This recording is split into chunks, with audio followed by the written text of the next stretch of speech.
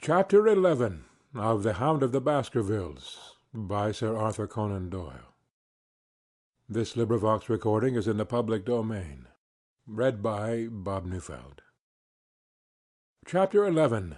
The Man on the Tor. The extract from my private diary which forms the last chapter has brought my narrative up to the 18th of October, a time when these strange events began to move swiftly towards their terrible conclusion. The incidents of the next few days are indelibly graven upon my recollection, and I can tell them without reference to the notes made at the time.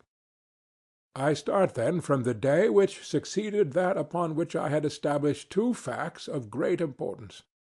The one, that Mrs. Laura Lyons of Coombe Tracey had written to Sir Charles Baskerville and made an appointment with him at the very place and hour that he met his death. The other, that the lurking man upon the moor was to be found among the stone huts upon the hillside. With these two facts in my possession, I felt that either my intelligence or my courage must be deficient if I could not throw some further light upon these dark places. I had no opportunity to tell the baronet what I had learned about Mrs. Lyons upon the evening before, for Dr. Mortimer remained with him at cards until it was very late. At breakfast, however, I informed him about my discovery, and asked him whether he would care to accompany me to Coombe Tracey. At first he was very eager to come, but on second thoughts it seemed to both of us that if I went alone the results might be better. The more formal we made the visit, the less information we might obtain. I left Sir Henry behind, therefore, not without some pricklings of conscience, and drove off upon my new quest.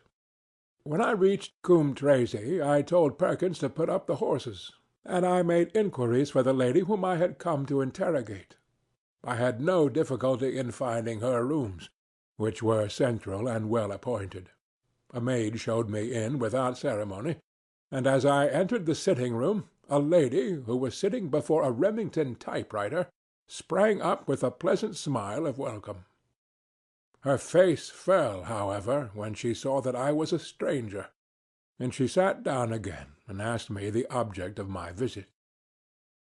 The first impression left by Mrs. Lyons was one of extreme beauty.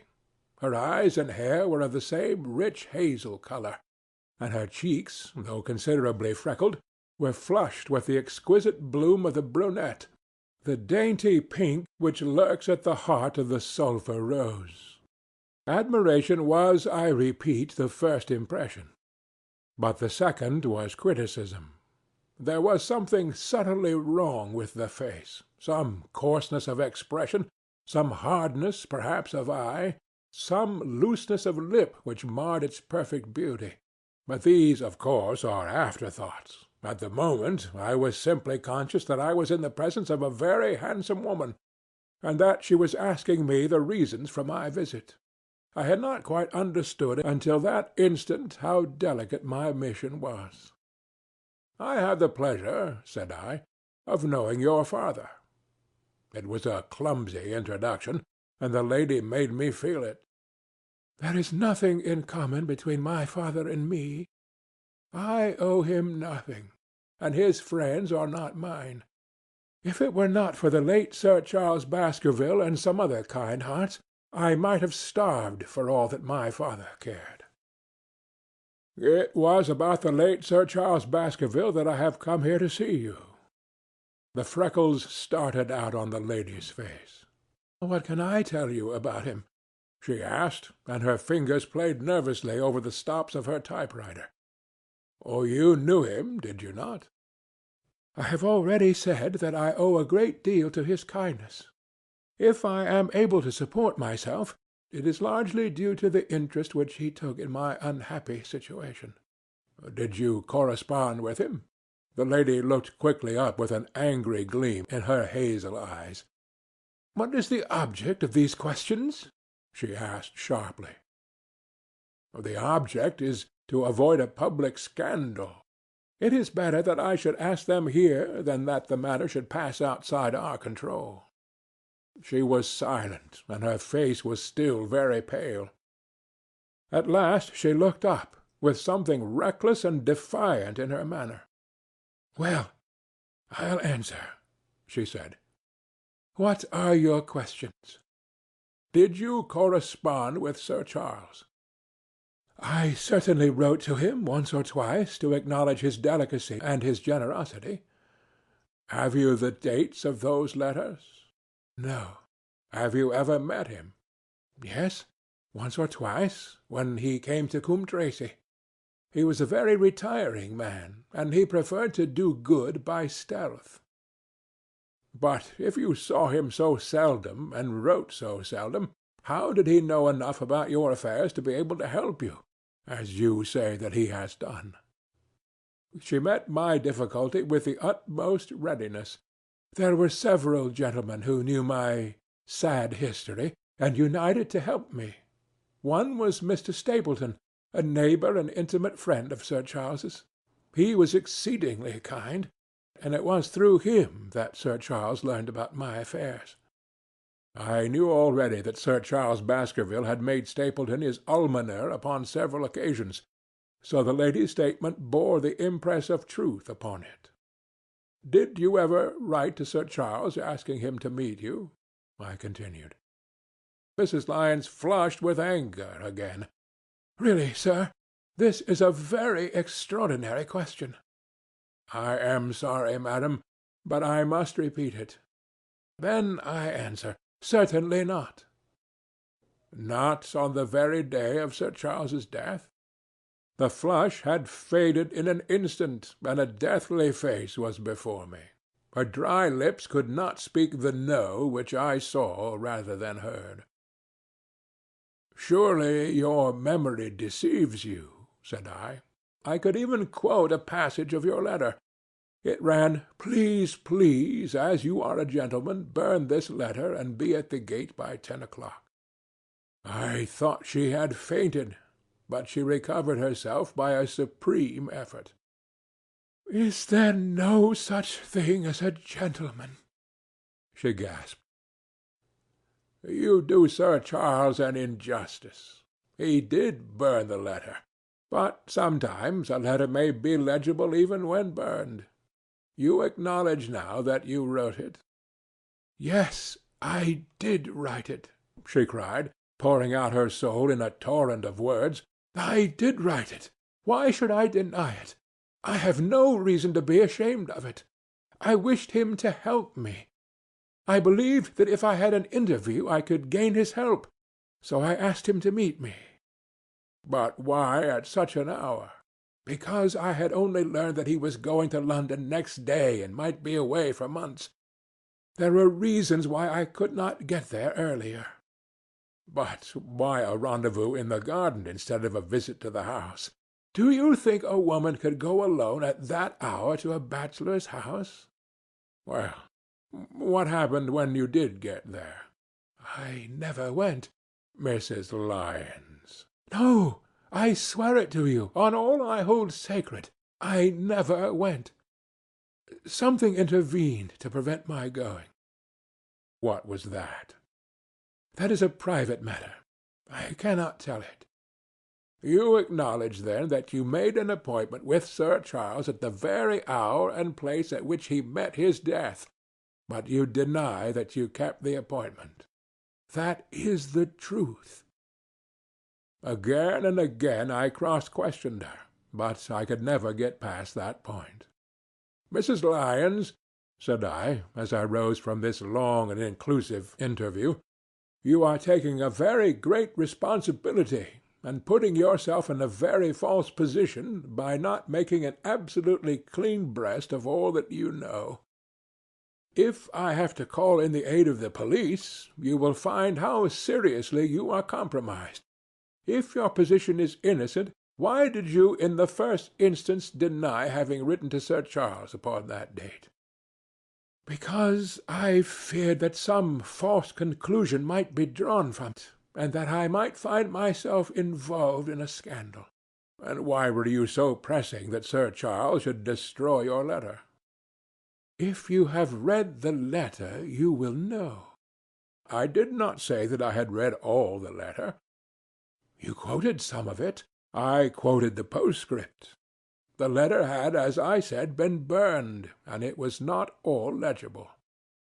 I ask you once again why it was that you were so pressing that Sir Charles should destroy this letter, which he received on the day of his death. The matter is a very private one. The more reason why you should avoid a public investigation.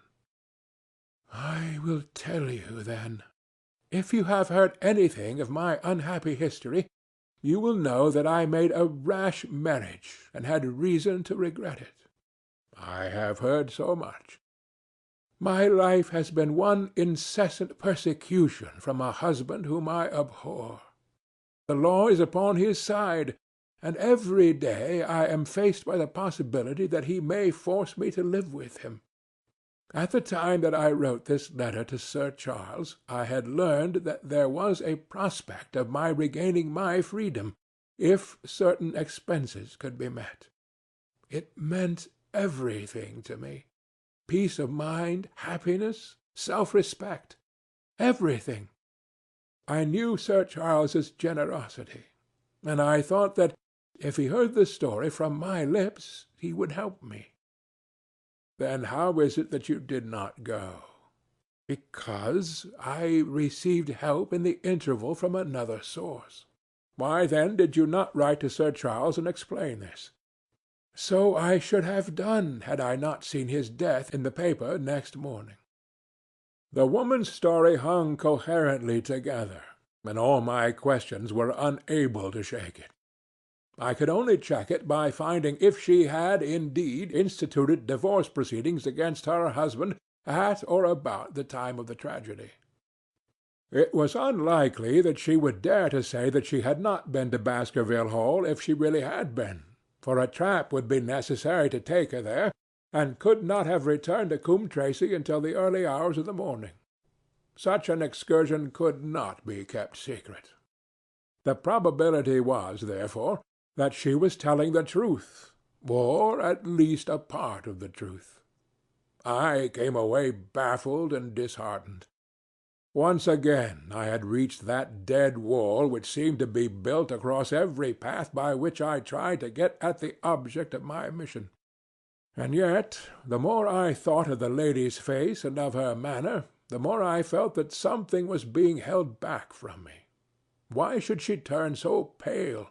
Why should she fight against every admission until it was forced from her? Why should she have been so reticent at the time of the tragedy? Surely the explanation of all this could not be as innocent as she would have me believe. For the moment I could proceed no farther in that direction, but must turn back to that other clue which was to be sought for among the stone huts upon the moor.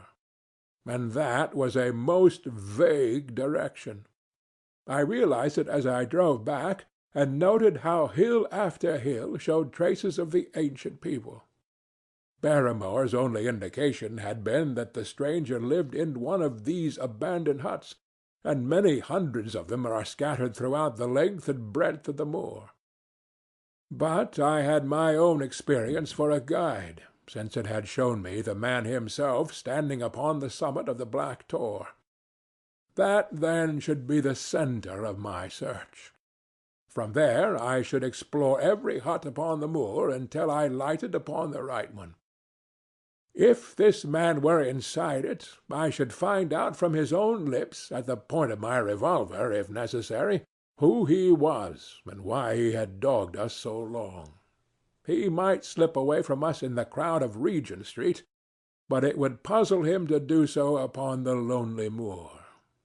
On the other hand, if I should find the hut and its tenant should not be within it, I must remain there, however long the vigil, until he returned. Holmes had missed him in London. It would indeed be a triumph for me if I could run him to earth where my master had failed. Luck had been against us again and again in this inquiry, but now at last it came to my aid. And the messenger of good fortune was none other than Mr. Frankland, who was standing, grey-whiskered and red-faced, outside the gate of his garden, which opened on to the high road along which I travelled.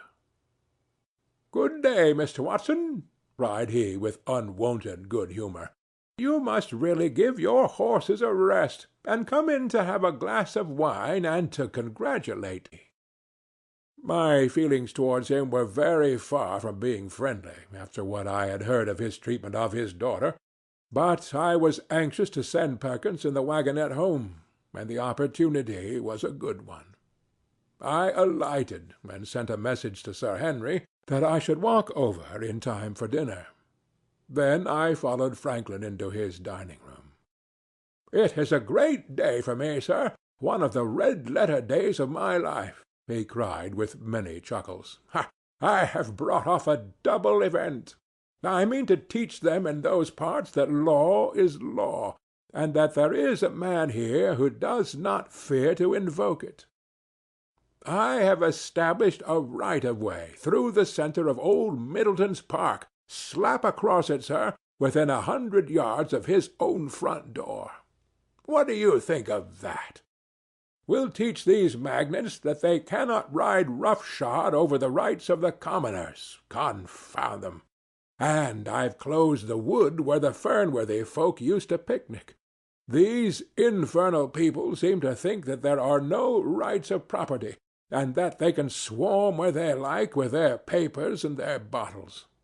Both cases decided, Dr. Watson, and both in my favor. I haven't had such a day since I had Sir John Morland for trespass, because he was shot in his own warren." "How on earth did you do that?" "Look it up in the books, sir. It will repay reading. Franklin versus Morland, Court of Queen's Bench. It cost me £200, but I got my verdict." "Did it do any good?" "None, sir, none. I am proud to say that I had no interest in the matter. I act entirely from a sense of public duty. I have no doubt, for example, that the Fernworthy people will burn me in effigy tonight. I told the police last time they did it that they should stop these disgraceful exhibitions. The county constabulary is in a scandalous state, sir, and it has not afforded me the protection to which I am entitled. The case of Franklin versus Regina will bring the matter before the attention of the public. I told them that they would have occasion to regret their treatment of me, and already my words have come true." "How so?" I asked. The old man put on a very knowing expression. "Because I could tell them what they are dying to know, but nothing would induce me to help the rascals in any way." I had been casting round for some excuse by which I could get away from his gossip, but now I began to wish to hear more of it. I had seen enough of the contrary nature of the old sinner to understand that any strong sign of interest would be the surest way to stop his confidences. "Some poaching case, no doubt," said I, with an indifferent manner. "Ha, ha, my boy! A very much more important matter than that. What about the convict on the moor?" I started. "You don't mean that you know where he is?" said I. "I may not know exactly where he is, but I am quite sure that I could help the police to lay their hands on him. Has it never struck you that the way to catch that man was to find out where he got his food, and so trace it to him? He certainly seemed to be getting uncomfortably near the truth." "No doubt," said I. "But how do you know that he is anywhere upon the moor?" "I know it because I have seen with my own eyes the messenger who takes him his food." My heart sank for Barrymore. It was a serious thing to be in the power of this spiteful old busybody. But his next remark took a weight from my mind. "You'll be surprised to hear that his food is taken to him by a child. I see him every day through my telescope upon the roof. He passes along the same path at the same hour, and to whom should he be going except to the convict?" Here was luck indeed. and yet I suppressed all appearance of interest. A child! Barrymore had said that our unknown was supplied by a boy. It was on his track, and not upon the convict's, that Frankland had stumbled. If I could get his knowledge, it might save me a long and weary hunt. But incredulity and indifference were evidently my strongest cards. I should say that it was much more likely that it was the son of one of the moorland shepherds taking out his father's dinner. The least appearance of opposition struck fire out of the old autocrat. His eyes looked malignantly at me, and his grey whiskers bristled like those of an angry cat. "Indeed, sir," said he, pointing out over the wide-stretching moor. "Do you see that black tor over yonder? Well, do you see the low hill beyond with the thorn bush upon it? It is the stoniest part of the whole moor. Is that a place where a shepherd would be likely to take his station? Your suggestion, sir, is a most absurd one." I meekly answered that I had spoken without knowing all the facts. My submission pleased him, and led him to further confidences. "You may be sure, sir, that I have very good grounds before I come to an opinion. I have seen the boy again and again with his bundle, every day, and sometimes twice a day. I have been able— But wait a moment, Dr. Watson. Do my eyes deceive me, or is there at the present moment something moving upon that hillside?" It was several miles off, but I could distinctly see a small dark dot against the dull green and gray. "Come, sir, come!" cried Frankland, rushing upstairs. "You will see with your own eyes, and judge for yourself." The telescope, a formidable instrument mounted upon a tripod, stood upon the flat leads of the house. Frankland clapped his eye to it, and gave a cry of satisfaction. "Quick, Dr. Watson, quick, before he passes over the hill." There he was, sure enough, a small urchin with a little bundle upon his shoulder, toiling slowly up the hill. When he reached the crest, I saw the ragged, uncouth figure outlined for an instant against the cold blue sky. He looked round him with a furtive and stealthy air, as one who dreads pursuit. Then he vanished over the hill. "Well, am I right?" "Certainly, there is a boy who seems to have some secret errand." "And what the errand is, even a county constable could guess. But not one word shall they have from me, and I bind you to secrecy also, Dr. Watson. Not a word. You understand?" "Just as you wish." "They have treated me shamefully, shamefully. When the facts come out in Frankland versus Regina, I venture to think that a thrill of indignation will run through the country. Nothing would induce me to help the police in any way. For all they cared, it might have been me instead of my effigy which these rascals burned at the stake. Surely you're not going? You will help me to empty the decanter in honor of this great occasion." But I resisted all his solicitations, and succeeded in dissuading him from his announced intention of walking home with me. I kept the road as long as his eye was on me, and then I struck off across the moor and made for the stony hill over which the boy had disappeared. Everything was working in my favor, and I swore that it should not be through lack of energy or perseverance that I should miss the chance which fortune had thrown in my way. The sun was already sinking when I reached the summit of the hill, and the long slopes beneath me were all golden green on one side and gray shadow on the other. A haze lay low upon the farther skyline, out of which jutted the fantastic shapes of Belliver and Vixen Tor. Over the wide expanse there was no sound and no movement. One great gray bird, a gull or curlew, soared aloft in the blue heaven. He and I seemed to be the only living things between the huge arch of the sky and the desert beneath it. The barren scene, the sense of loneliness, and the mystery and urgency of my task all struck a chill into my heart. The boy was nowhere to be seen, but down beneath me in a cleft of the hills there was a circle of the old stone huts, and in the middle of them there was one which retained sufficient roof to act as a screen against the weather. My heart leaped within me as I saw it. This must be the burrow where the stranger lurked. At last my foot was on the threshold of his hiding-place. His secret was within my grasp.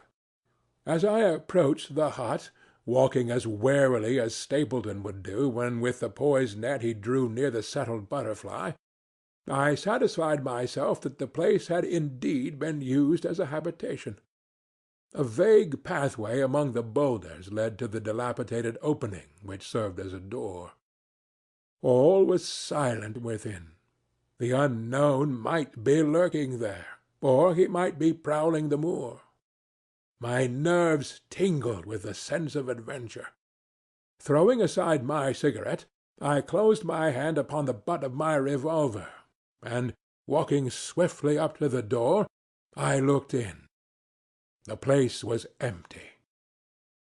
But there were ample signs that I had not come upon a false scent. This was certainly where the man lived. Some blankets rolled in a waterproof lay upon that very stone slab upon which Neolithic man had once slumbered. The ashes of a fire were heaped in a rude grate. Beside it lay some cooking utensils and a bucket half full of water. A litter of empty tins showed that the place had been occupied for some time, and I saw, as my eyes became accustomed to the checkered light, a pannikin and a half-full bottle of spirits standing in the corner. In the middle of the hut a flat stone served the purpose of a table, and upon this stood a small cloth bundle, the same, no doubt, which I had seen through the telescope upon the shoulder of the boy. It contained a loaf of bread, a tinned tongue, and 2 tins of preserved peaches. As I set it down again, after having examined it, my heart leaped to see that beneath it there lay a sheet of paper with writing upon it.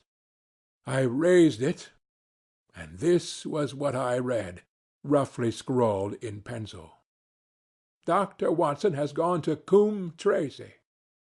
For a minute I stood there with the paper in my hands, thinking out the meaning of this curt message.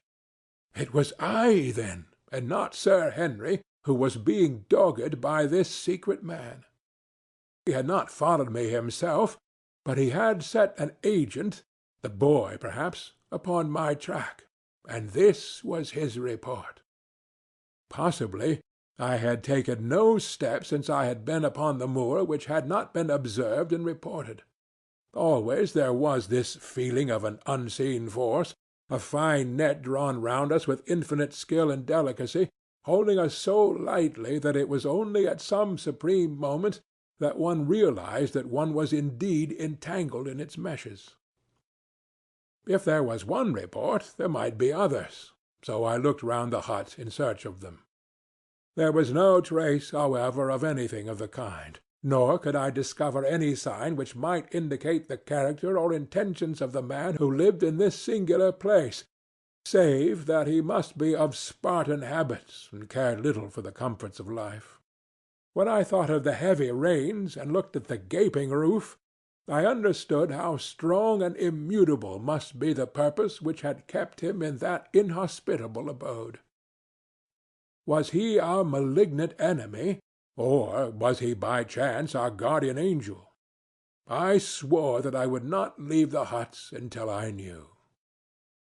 Outside the sun was sinking low. The west was blazing with scarlet and gold. Its reflection was shot back in ruddy patches by the distant pools which lay amid the great Grimpen mire. There were the 2 towers of Baskerville Hall, and there a distant blur of smoke which marked the village of Grimpen. Between the two, behind the hill, was the house of the Stapletons. All was sweet and mellow and peaceful in the golden evening light, and yet, as I looked at them, My soul shared none of the peace of nature, but quivered at the vagueness and the terror of that interview which every instant was bringing nearer. With tingling nerves, but a fixed purpose, I sat in the dark recess of the hut, and waited with sombre patience for the coming of its tenant. And then at last I heard him. Far away came the sharp clink of a boot striking upon a stone. Then another, and yet another, coming nearer and nearer.